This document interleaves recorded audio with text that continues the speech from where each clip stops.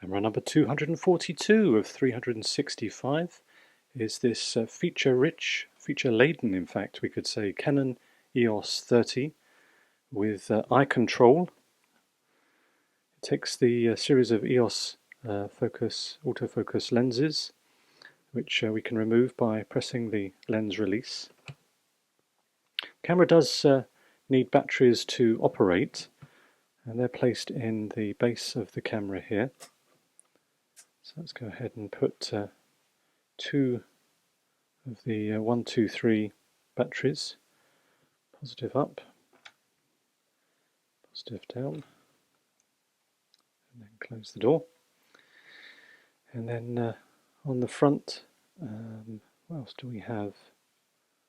We have this little button here, which I presume is a preview button, but I will just check that before I do any more damage by labeling the camera functions incorrectly, because it is just, there are so many functions I will be just skipping through them, but I just like to check that one first. Yes, I was correct. So that is the depth of preview button just there. So it's automatic, or electronic rather. And then turning our attention to the top, you can see the plethora of buttons and dials that have to be used.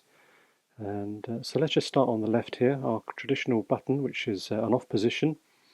And then by unlocking it, by pressing this metal release button, we can go to program mode, which is a shiftable one. And we shift it presumably with this button here. Yep, there we go. And then we have shutter priority, aperture priority, manual, depth mode, and some custom functions, quite a number of them, 13 in fact, that you can go through. I won't cover any of them because there's just too many, but you can really personalize this camera. And then just going back through, we have program mode, which is point and shoot, which isn't shiftable. And then we have portrait, landscape, macro, sports mode, and nighttime portraiture. And then around the outside and lower part of the dial, we can choose our release mode, single release, multiple release, and self-timer. We have a diopter there on the corner of the eyepiece, which we can change, which is nice. And then we have our servo modes, one shot, release, AI, focus, which is predictive depending on whether a subject is moving, and then our AI servo combines both of those functions, if I've understood that correctly. So probably best just to put it on that one straight away, really.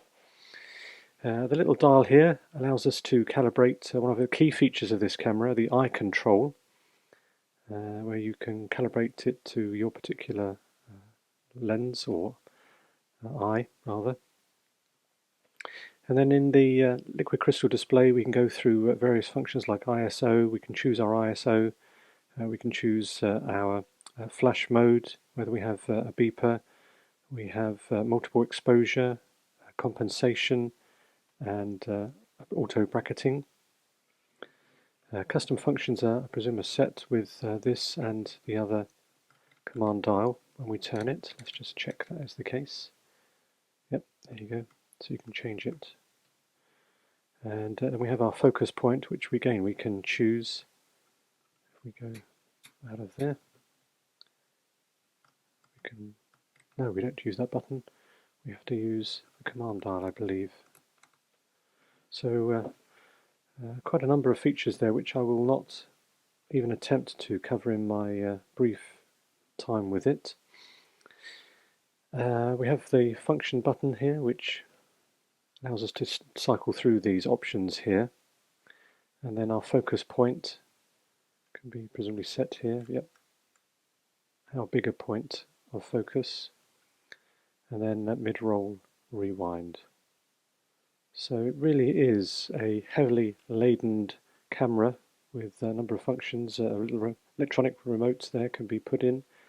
To put the film in, just simply put that in. It is DX coded, but as I say, we can overrule that with our choice of film speed.